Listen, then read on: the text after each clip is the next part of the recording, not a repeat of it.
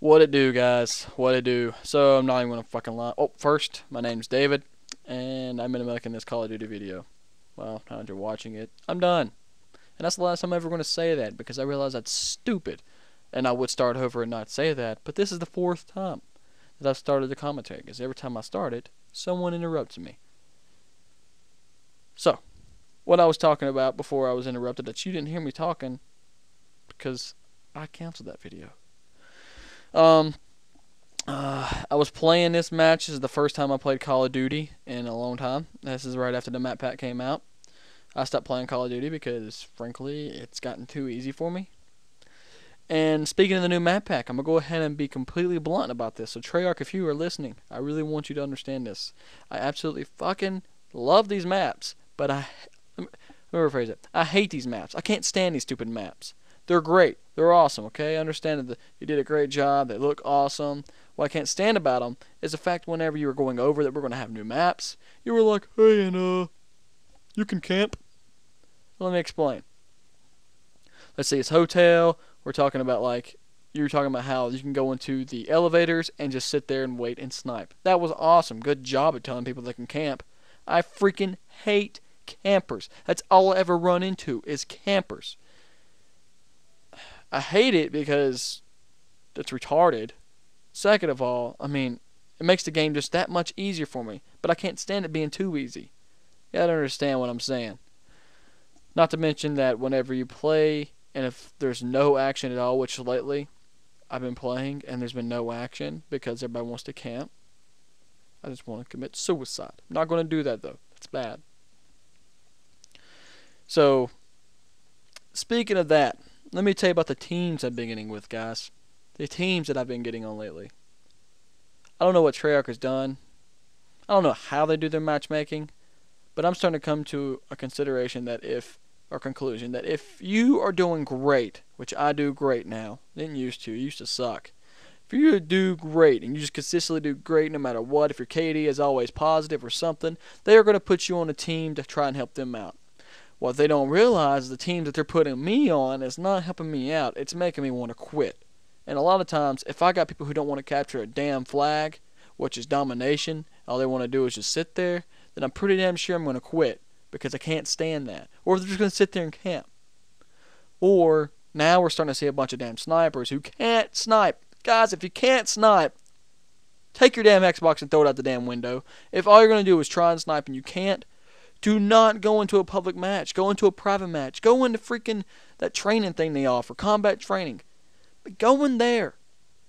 Because you need to practice before you do it. Because you suck. I don't want to be on a team with somebody where they're trying to snipe and they can't. Understand that my name is David the Sniper 1 on my gamer tag. I realize the sniping is not my thing on here. So guess what I did, guys? I sucked it up and I just threw away the sniper rifle. Also, it's funny whenever somebody comes along and is like, hey, you suck at sniping, that's why you don't do it. Well, maybe, but I still whooped your ass. So, please, guys, if you can't snipe, don't snipe.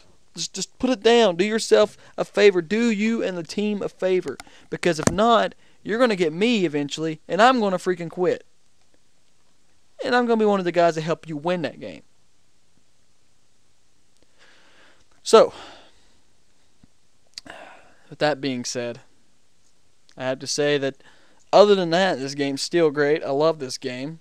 Can't wait for Modern Warfare 3. That's right, guys. I know there's a lot of beef going on, and I'm going to go with CNNs on this. If you like a game, why are you not going to say you like it? There's a lot of people who are like, you know, and I'm going to quote him. Well, I'm not going to quote him because I'm going to butcher the shit out of that. But he's like, a lot of people don't want to claim it. They don't want to say they're ready for Modern Warfare 3. I'm ready for it. Modern Warfare 2, yeah, that was a mistake. I still try to play it sometimes now. Well, not now, because I'm making a video, but, you know, you get the point. But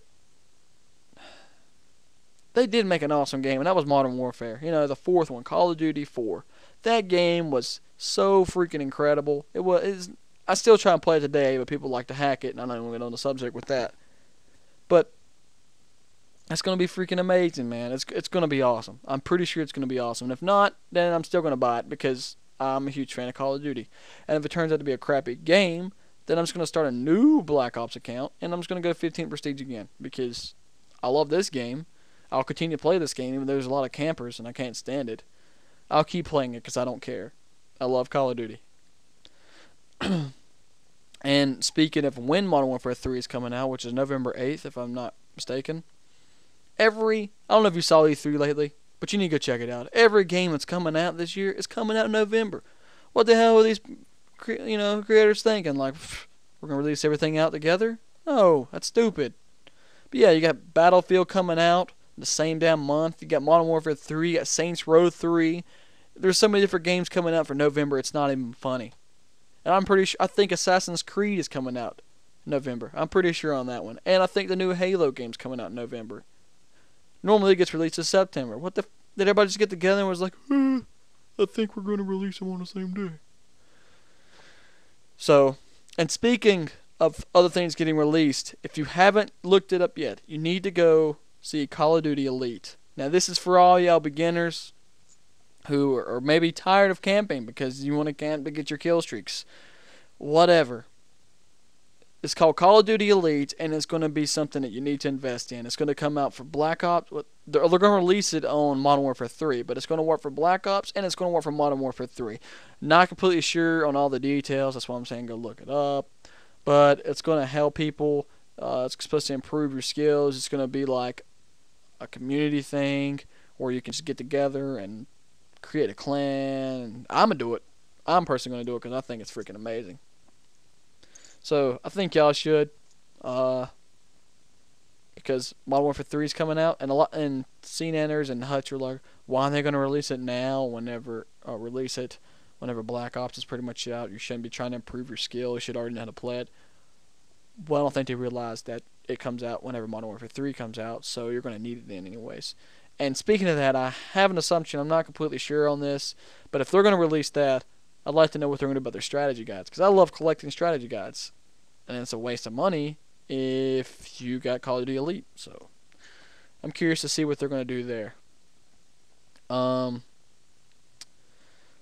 before this game ends, I'm going to give a couple of tips on how you should play Call of Duty.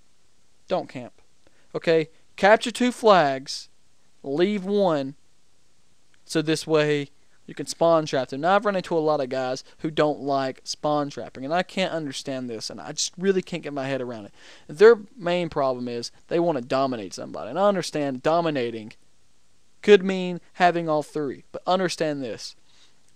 If you have both flags, and you never let them get another flag, and you just keep them in their spawn, and you can't push up too far, you have to practice how to do this, okay? It takes skill to keep them spawn trapped. I don't care what anybody says, it takes skill.